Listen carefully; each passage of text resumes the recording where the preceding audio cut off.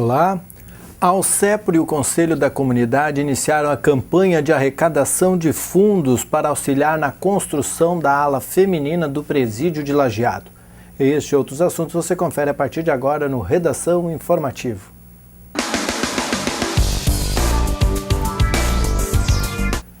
E um homem de 39 anos foi autuado por se recusar a fazer o teste do etilômetro na madrugada desta quarta-feira pelo Grupo Rodoviário da Brigada Militar de Cruzeiro do Sul.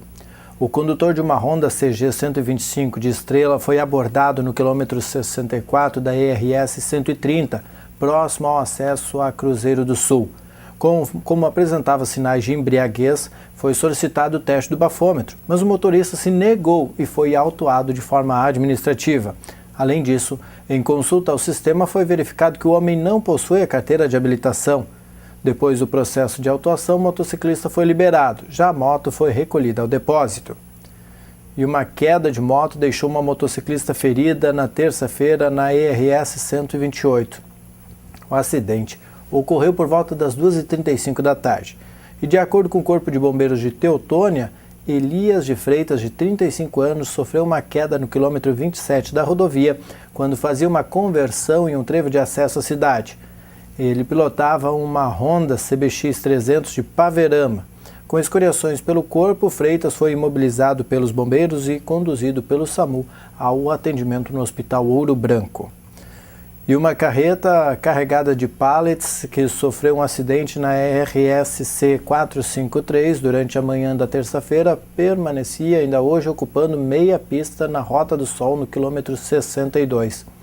De acordo com o Corpo de Bombeiros de Teutônia, a Scania de Cerro Largo deve ter sido removida por guincho ainda durante a manhã de hoje, depois de ser realizado o transbordo da carga. O trânsito foi sinalizado no local e o fluxo seguia normalmente. Conforme os bombeiros, o condutor do veículo de carga perdeu o controle da direção quando seguia no sentido Garibaldi e Teutônia, mas não ficou ferido. E uma casa mista de madeira e material foi destruída por um incêndio no início da madrugada desta quarta-feira no bairro Colônia 20, em Taquari. Conforme o Corpo de Bombeiros do município, que atendeu a ocorrência junto com a Brigada Militar, o fogo iniciou por volta da 00h40 em uma residência na rua Timóteo Junqueira dos Santos. Quando os bombeiros chegaram, a moradia já estava destruída pelas chamas. A guarnição controlou o fogo e fez o rescaldo da área em cerca de 50 minutos. A suspeita é de que o incêndio tenha ocorrido devido a um problema na parte elétrica do imóvel. E um homem de 22 anos foi autuado em flagrante por furto mão grande. Isso aconteceu na tarde da terça-feira. Ele foi capturado na rua São Pedro, em Lajeado, após cometer um crime em uma joalheria na rua Júlio de Castilhos, no centro. 2 homens entraram no local e fugiram com uma bandeja de anéis de ouro, avaliada em R$10 mil. O preso não estava com as joias, mas foi reconhecido pelas vítimas como autor do crime. A Brigada Militar fez buscas para encontrar o outro suspeito, porém ele não foi localizado até ontem à noite. A Polícia Civil estipulou fiança de R$5 mil ao criminoso. Ele foi encaminhado à Delegacia de Polícia de Pronto Atendimento. Acompanhe agora o comentário do pastor e advogado Natanael Zanata. Karl Marx disse que a religião é o ópio do povo. Eu não concordo com muitas das coisas que ele diz, mas nessa frase ele não teria como estar mais certo. A religião cega as pessoas, domina, oprime, faz o povo sofrer. Serve para dominar, controlar, manobrar as sociedades, de modo que a religião é um veneno bem forte. E eu ouso dizer mais, o mundo não precisa de religiosos. Na verdade, a humanidade precisa de homens de fé. Homens que tenham fé em Deus, fé na vida, fé nas pessoas. E isso não quer dizer que o mundo precisa de mais padres ou pastores. Temos que entender o seguinte, nem todos os homens de fé são pastores ou padres ou sacerdotes. E nem todos os padres, pastores e sacerdotes são homens de fé. Você também não deve reduzir, principalmente os pastores, ao exemplo daqueles figurões que são reconhecidos pela exploração dos membros das suas igrejas, usando os templos como uma máquina de fazer dinheiro. Essas pessoas não são homens de Deus. Como diz Doni Swegart, são cafetões da fé. O Brasil, mais do que nunca, Precisa de pessoas que cultivem o respeito e o amor ao próximo, bons sentimentos, honestidade. Pessoas solidárias que sentem a dor de quem está ao seu lado e ao menos se oferecem para chorar junto, para lamentar junto, mas principalmente para dar uma palavra de ânimo, de alento, de conforto. A vida é dura por si só e não há como enfrentá-la se não recorrermos à fé de que o Criador criou ferramentas para que pudéssemos viver em perfeita harmonia. Muitos questionam aonde está Deus na hora da dor. Eu entendo pessoalmente que não é Deus que está longe, e sim o homem é quem se afastou dele. O ser humano deixou que o egoísmo e o orgulho tomassem conta da sua mente e da sua alma. A avareza que chega a ser ensinada como linda e perfeita, mesmo sendo certo que um homem terá de explorar outro homem para satisfazer os seus desejos. Princípios contidos na Bíblia Sagrada e que encontram correspondência clara em outras religiões e culturas são assim resumidos por Jesus Cristo. Ama o teu próximo como a ti mesmo e ama ao teu Deus acima de todas as coisas. O saudoso jurista Luiz Alberto Vará questionava qual seria o papel do amor em relação às leis, à justiça, ao direito como um todo. Se a humanidade cultivasse o amor, o tipo de amor que somente homens de fé podem cultivar, a lei seria desnecessária. Nós precisamos de homens de fé na política, mas não somente o religioso. Na economia, na indústria, no comércio, nas escolas, mas principalmente dentro de cada lar, de cada família, que é um núcleo de qual emanam todas as organizações sociais.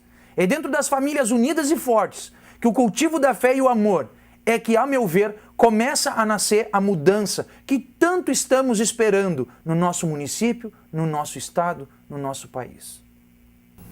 A última plenária da JCI Lajeado, realizada na Câmara de Vereadores do município, contou com a participação do presidente da Câmara, o vereador Carlos Eduardo Ranzi. Ranzi participou das discussões sobre os projetos e demonstrou otimismo em relação a eles. O vereador também relembrou os presentes de que a JCI apresenta um histórico de impactos positivos na sociedade lajeadense e que, com o esforço de todos os membros, continuará seguindo por este caminho. A noite foi dedicada à apresentação e votação de 4 projetos que haviam sido planejados pelos diferentes grupos de trabalho. O projeto Mobilidade, Tempo Saudável, Viagem para o Futuro e Composta Lajeado. Todos foram debatidos e enriquecidos por sugestões de todos os presentes que se manifestaram. Os 4 projetos foram aprovados e a execução iniciará de acordo com o planejamento de cada grupo elaborador. O decreto simplifica a aquisição de alimentos pelo Programa de Aquisição de Alimentos. Ana Gabriela Salles tem informações.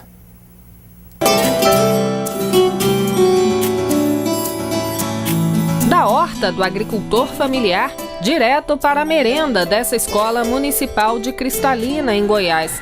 No cardápio do dia, arroz e carne com a mandioca orgânica adquirida pelo PAA, o Programa de Aquisição de Alimentos do Governo Federal. Vem verdura, vem frutas e isso é muito importante para a nossa escola. Temos crianças muito carentes, né, que precisam de proteínas, que muitas das vezes não tem em casa. Encontra aonde? Aqui na escola. Ela é muito boa. Todo dia tem verdura, legumes, tem verdura e ela é muito gostosa.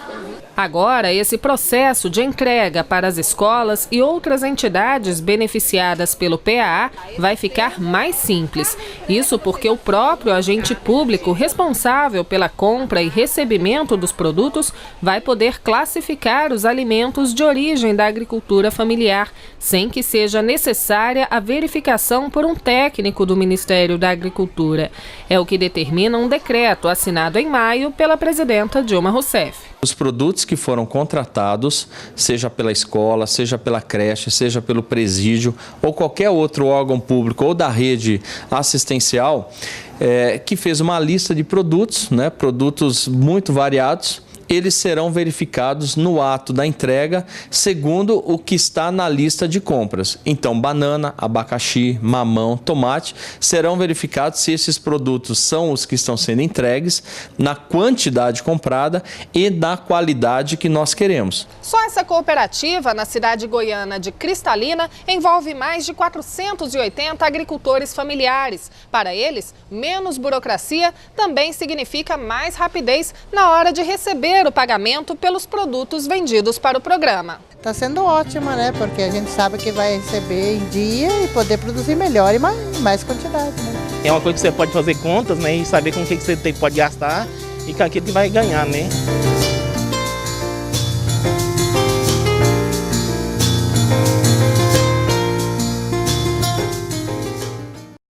Em Lajeado, houve entrega dos alimentos pelo programa nesta semana.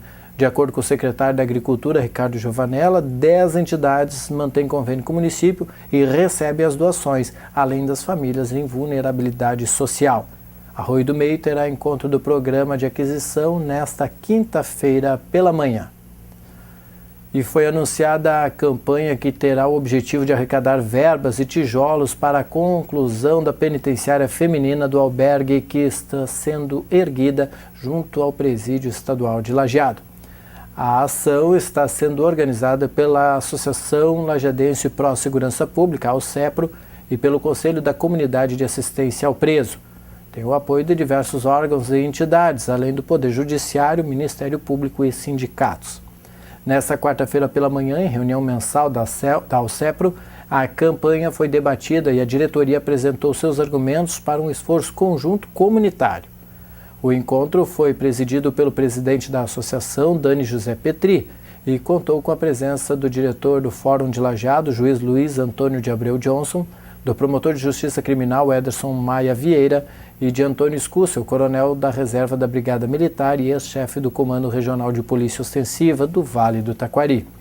Diretor de obras da ALCEPRO e do Conselho da Comunidade, o empresário Léo Katz detalhou o andamento da construção do presídio feminino e também do albergue. Até o momento já foram arrecadados R$206 mil, utilizados R$100 mil na obra, que está orçada em R$800 mil. E a consulta pública da ANEEL incentiva o uso de autogeração de energia. O Rafael Gasparotto traz as informações.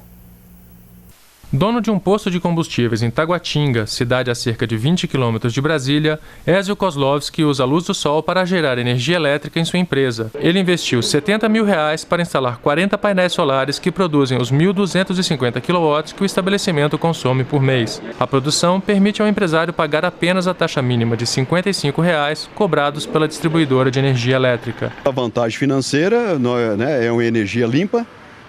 O meio ambiente vai agradecer e acho que vai ajudar o Brasil. Para ter em casa esse tipo de geração de energia, é necessário conseguir a aprovação do projeto pela companhia elétrica. O processo completo dura em média 60 dias. Matheus Desordi é dono de uma empresa que instala painéis solares, está otimista com a proposta da ANEEL e espera que a isenção do imposto traga mais clientes para a sua empresa. Além de ter um aumento na procura, as pessoas, os consumidores, estão mais cientes de como funciona, eles têm uma ideia melhor de como funciona esse tipo de sistema. O projeto quer estimular a autogeração de energia e o foco são residências com consumo médio de até 200 kWh por mês. O investimento em painéis solares para gerar o que consomem seria de R$12 mil e o custo seria recuperado em 5 anos. A ANEEL calcula que 700 mil residências podem aderir ao programa até 2024. Entre as medidas propostas pelo governo estão a simplificação nas regras para a geração em casas e prédios comerciais, mudança na tributação da energia produzida e fomenta o investimento industrial no setor. O Conselho Nacional de Política Fazendária, CONFAS, prevê que o consumidor não pagará o ICMS sobre a energia que ele próprio gerar, mas apenas sobre o excedente que ele consumir da rede de distribuidoras. 4 estados já aderiram a essa definição da isenção do ICMS, Minas Gerais, São Paulo, Pernambuco e Goiás. E a nossa expectativa é que os outros estados também vão aderir a essa isenção. Está em estudo por parte do governo federal a questão também da isenção ou da redução da incidência de imposto de importação, que ainda é parte desses equipamentos que são importados. Também a questão do PIS/COFINS, que é outra incidência que hoje existe, mas a exemplo do ICMS está em estudo a possibilidade de isenção. E com um projeto inovador, a Univates está na vanguarda da geração de energia fotovoltaica entre as instituições do ensino Brasil. Localizado em Lajeado, no Rio Grande do Sul, o Centro Universitário passou a contar a partir do mês de abril com uma usina de energia solar. Os materiais foram instalados sobre os prédios que compõem o Parque Científico e Tecnológico do Vale do Taquari, o Tecnovates, e são capazes de suprir toda a demanda de energia do local. Possui 5.200 metros quadrados de área construída e abriga laboratórios, auditório, salas de capacitação, salas de reunião e espaços de convivência e a lanchonete. A instalação foi feita por técnicos da empresa Halux da Alemanha, país pioneiro na utilização da energia solar fotovoltaica. E uma das principais ruas do centro de Antagorda está transformando-se em um canteiro de obras. Com uma emenda parlamentar de R$ 690 mil do ex-deputado federal Wilson Covatti e a contrapartida, estimada em aproximadamente R$ 266 mil de recursos próprios, a administração municipal efetua o capeamento asfáltico de 1.466 metros de rua, ou da rua Arminho Mioto. Inicialmente, a equipe da Secretaria Municipal de Obras instala 2 novas redes de água, que ficarão nas laterais, e a empresa vencedora da licitação, a construtora Giovanella, efetua reparos no calçamento, onde o asfalto será sobreposto. Os trabalhos devem levar em torno de 60 dias para serem finalizados. O prefeito Neuri Luiz Dalla Vecchia acompanha o andamento das obras e acredita que o problema dos buracos, comumente apresentado pelo calçamento de paralelepípedos na referida rua, será solucionado. Ressalta que a segurança também é uma das preocupações. Conforme o engenheiro da administração da Gilberto Quemuleira, a sinalização dos limites de velocidade estará destacada e quebra-molas serão instalados. Além do asfalto, a Praça Dr. Borges de Medeiros também está em reformas desde outubro do ano passado. A empresa responsável por executar as 2 etapas do local de recreação, a Reale Arquitetos Limitada, tem prazo até o final de setembro para entregar os serviços prontos.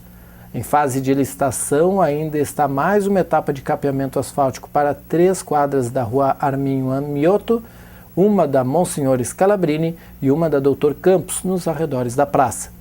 O custeio será através de uma emenda parlamentar de R$ 245 mil repassada pelo deputado federal Jerônimo Gergen, mais uma contrapartida municipal. E o Brasil e a China anunciam investimentos em energia elétrica e a construção da ferrovia transcontinental. Luana Karen traz informações. Um caminho mais rápido até a China para facilitar e baratear as exportações brasileiras. A ferrovia vai sair de Campos dos Goitacazes, no Rio de Janeiro, e percorrerá todo o Brasil até chegar a Cruzeiro do Sul, no Acre. No Peru, vai atravessar a Cordilheira dos Andes até chegar ao Porto do Hilo. Um novo caminho para a Ásia se abrirá para o Brasil, reduzindo distâncias e custos. Um caminho que nos levará diretamente pelo Oceano Pacífico até os portos do Peru e da China. Trata-se da ferrovia transcontinental, que vai cruzar o nosso país no sentido leste-oeste, cortando o continente sul-americano, ligando o Oceano Atlântico ao Pacífico.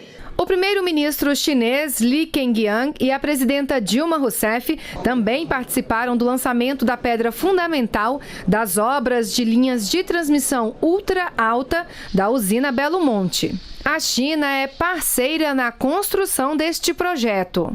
As linhas de transmissão vão permitir que a energia produzida em Belo Monte, no Pará, chegue a Minas Gerais para atender a região sudeste, o maior mercado consumidor de energia elétrica do país. A previsão é que os investimentos nesta obra cheguem a 5 bilhões de reais. O circuito vai sair da subestação do Xingu, localizada a 17 quilômetros da usina de Belo Monte, cruzar o Pará, Tocantins, Goiás e Minas Gerais, chegando até a subestação Estreito, em mais de 2.000 quilômetros de extensão. A previsão é que o sistema fique pronto em janeiro de 2018. Lançamos hoje a pedra fundamental de uma linha de transmissão em ultra alta tensão, em corrente contínua, de 800 mil volts, a ser construída pelo consórcio State Grid chinês, Furnas e Eletronorte brasileiras, Esse consórcio levará a energia da usina de Belo Monte, no Pará, até Minas Gerais, percorrendo 2.086 quilômetros. A Secretaria da Agricultura está concluindo a terraplanagem em propriedade de Novo Paraíso, onde o produtor Diego Miller vai construir 2 aviários, cada um com 2.400 metros quadrados. Quando o empreendimento estiver concluído, poderá alojar 90 mil aves, praticamente triplicando a produção de Miller. Nos últimos 6 meses, conforme o secretário de Estrela, José Adão Brau, a Prefeitura executou 14 terraplanagens a produtores para a construção de aviários, chiqueirões e confinamento de gado. Juntos, quando todos estiverem em atividade, representarão um incremento anual importante no setor agropecuário, um aumento de quase 1.900.000 frangos, cerca de 8 mil suínos e mais de 2.200.000 litros de leite. Para Diego Miller, um apoio importante. Ele, que espera iniciar a produção nos 2 novos aviários em novembro ainda deste ano, reconhece a importância do poder público. Para se ter uma ideia da dimensão dos serviços prestados pela Secretaria da Agricultura nos últimos 6 meses, as terraplanagens chegam a quase 4 hectares. São 7 para aviários, 4 para a criação de suínos e 3 para confinamento de gado, visando a produção de leite. Os investimentos que, de acordo com Brown, vão incrementar ainda mais o setor agropecuário.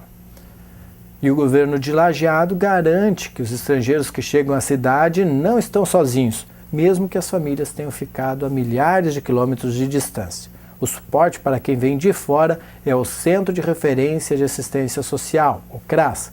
No local, o haitiano Renel Simon, de 26 anos, que fala 5 idiomas, recepciona quem busca no município trabalho, estudo e, consecutivamente, qualidade de vida.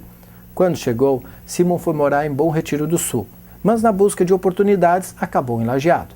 Atualmente, o jovem cursa o 2º semestre de Relações Internacionais na Univates e trabalha no CRAS, que é vinculado à Secretaria do Trabalho, Habitação e Assistência Social. Renel conta que ficou 2 anos sem ver a esposa e uma filha de 4 anos. Agora, já instalado na cidade, o casal teve o 2º filho. O menino é brasileiro e tem 9 meses. Com a família por perto, Simon consegue dar andamento ao seu trabalho. O jovem conta que buscou aperfeiçoar a língua portuguesa para poder ajudar os estrangeiros que chegam e tem dado certo. E o setor de serviços registrou um crescimento de 6,1% em março. Daniela Almeida traz as informações. O setor de serviços no Brasil teve alta de 6,1% em março deste ano, na comparação com o mesmo mês de 2014. De acordo com o IBGE, o Instituto Brasileiro de Geografia e Estatística, este foi o melhor resultado desde setembro do ano passado. Em 12 meses, a taxa acumulada é de 4,6%. Em relação a março de 2014, os 5 segmentos do setor de serviços apresentaram variações positivas. O maior avanço foi verificado no setor de serviços administrativos, com alta de 8,8%, seguido por serviços de transportes e correio, informação e comunicação e serviços prestados às famílias. Na comparação com março do ano passado, as maiores altas ocorreram no estado de São Paulo, 8,9%, e também Mato Grosso do Sul e Rondônia. A pesquisa completa está disponível no site do IBGE. De Brasília, Daniela Almeida. O prefeito Luiz Fernando Schmidt, acompanhado das secretárias de Educação, Eloide Conzatti, e da Administração, Fernanda Serve, esteve na Câmara de Vereadores na segunda-feira para entregar projeto de lei que dispõe sobre o Plano Municipal da Educação. Trata-se de um instrumento de planejamento que estabelece as metas e estratégias educacionais para a educação no município nos próximos 10 anos. A proposição será discutida pelos parlamentares e deverá ser aprovada até o dia 25 de junho, prazo estipulado pelo Ministério da Educação. Schmidt afirmou que o processo de criação do plano em Lajeado se deu de forma exemplar, pois foi permeado pela participação da comunidade escolar e de toda a população. O prefeito também lembrou que Lajeado é um dos 20 primeiros municípios do país a entregar o plano ao Legislativo, demonstrando agilidade e seriedade de parte do Fórum Municipal de Educação. O plano propõe uma educação com qualidade e responsabilidade social, diminuindo as desigualdades sociais e culturais, erradicando o analfabetismo, ampliando o nível de escolaridade da população e qualificando-a para o trabalho. Contém propostas que versam sobre a gestão democrática, democratização dos espaços escolares e a universalização do acesso às escolas públicas. Além disso, o documento estabelece metas para as redes estadual, particular e de ensino superior. E a FEPAGRO dispõe de centros de pesquisas em 20 municípios do Rio Grande do Sul. Saiba mais com Andréa Martins. Vinculada à Secretaria da Agricultura e Pecuária, a Fundação Estadual de Pesquisa Agropecuária foi criada em 1994. Atualmente, a FEPAGRO dispõe de centros de pesquisa localizados em 20 municípios do Rio Grande do Sul. Conta ainda com 7 laboratórios na sede em Porto Alegre e na FEPAGRO Saúde Animal em Eldorado do Sul. O Centro Estadual de Meteorologia realiza pesquisas na área de agrometeorologia, relacionando as variáveis meteorológicas às atividades agropecuárias. Bom, basicamente nós utilizamos dados meteorológicos, da rede de estações da FEPAGRO para desenvolver pesquisas aplicadas à agricultura. Ou seja, o benefício maior da nossa pesquisa leva ao bom desenvolvimento das lavouras e culturas que são trabalhadas aqui no Estado. Então, há um monitoramento das diversos eventos climáticos que ocorrem no Estado, como o pessoal ouve muito falar de El Niño, Laninha, ocorre um controle nesse sentido. Ocorre também uma situação de estiagem, houve esse monitoramento, esse trabalho todo em cima da condição de estiagem no Estado. Então, basicamente, nós estamos sempre trabalhando com essa condição de dados climáticos, pesquisas voltadas com a meteorologia aplicada à agricultura. Já o Laboratório de Tecnologia de Sementes trabalha na área de prestação de serviço e pesquisa. Os profissionais realizam, entre outras atividades, a análise da qualidade das sementes e o teste de germinação. Como prestador de serviço, a gente faz análise de qualidade para o Sistema Oficial de Sementes do Estado, até para sementes e amostras que chegam de outros estados também, a gente tem feito. E na parte de pesquisa também a gente desenvolve metodologia para análise de germinação, para diversos ensaios, na parte de pesquisa, com dormência de sementes, com fisiologia, uma série de trabalhos. Entre as atividades realizadas no Laboratório de Análise de Solos está a medição do pH do solo, que determina a sua acidez, o que pode prejudicar o crescimento da raiz e, consequentemente, a produção de plantas e alimentos. O objetivo é servir o produtor, a efeitos de analisar o solo para que ele tenha condições de colocar o calcário, que é para corrigir a acidez, e o fertilizante, que vai nutrir a planta. A FEPAGRO ainda dispõe do Laboratório de Fitopatologia, onde é realizada a recuperação de bactérias para pesquisas desenvolvidas pela Fundação, além do Laboratório de Microbiologia Agrícola e o Laboratório e Museu de Entomologia. Veja como será a quinta-feira com o jornalista Rodrigo Nascimento e a previsão do tempo.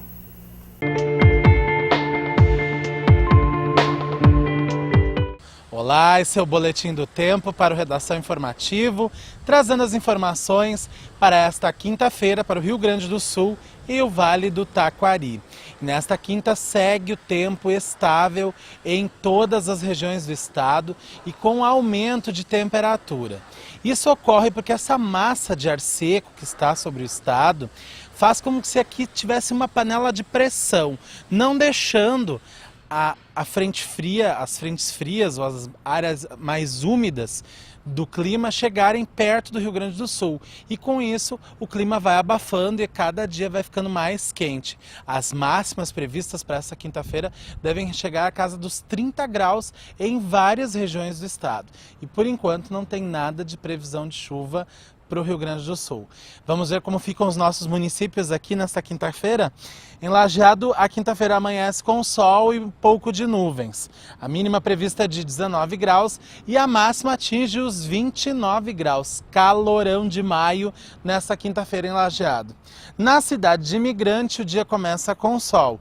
A mínima um pouco mais baixa, de 15 graus, e a máxima pode chegar aos 27 graus em Imigrante, que também vai ter muito sol nessa quinta-feira. Este foi então o Boletim do Tempo. A gente volta na próxima edição do programa. Eu espero por você. Até lá.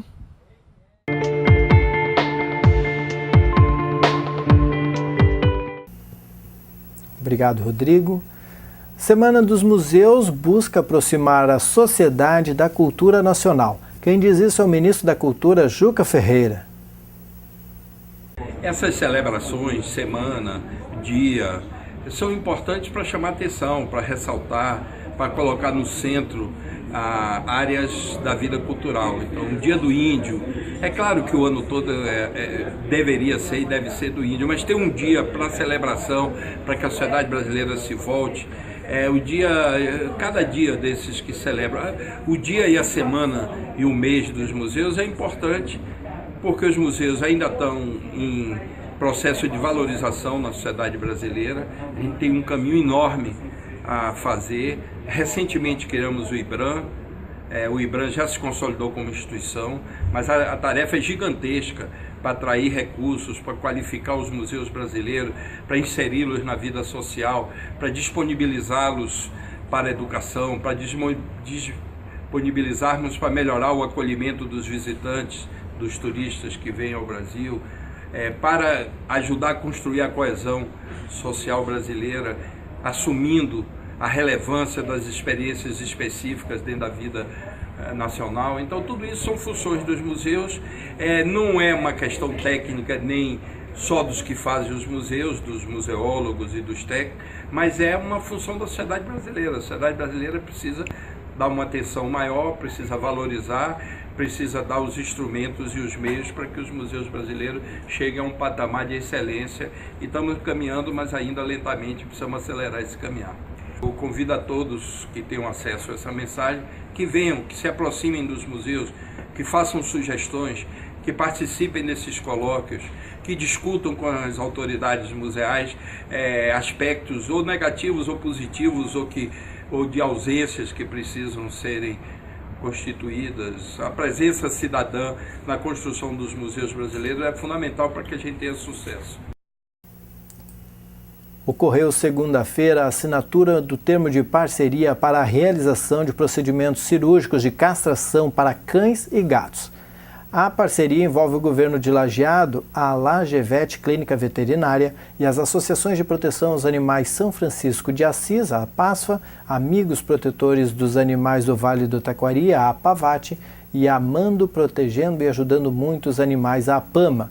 Com a intenção de minimizar os problemas inerentes à superpopulação de cães e gatos, além de promover o bem-estar animal, a parceria objetiva a realização dos procedimentos cirúrgicos de castração de até 6 animais domésticos de pequeno porte por semana. O município, através do Centro de Controle de Zoonoses e Vetores, vinculado à Secretaria do Meio Ambiente, é responsável por orientar os agendamentos das cirurgias junto da Lajevet, além da fiscalização do cumprimento das obrigações do termo, entre outras responsabilidades. O termo em vigência por 6 meses ou até que seja atingido o valor de R$40 mil, podendo ser prorrogado. O valor é proveniente das multas pagas ao Ministério Público, que repassou ao projeto. E este foi o Redação Informativa desta quarta-feira, dia 20 de maio. Na sequência, vem o Papo de Boleiro. Nós voltamos em edição inédita às 6h30 da tarde. A nossa programação você acompanha também no www.tvinformativo.com.br. E hoje vale o parabéns para a comunidade de Estrela, que completa 139 anos de história.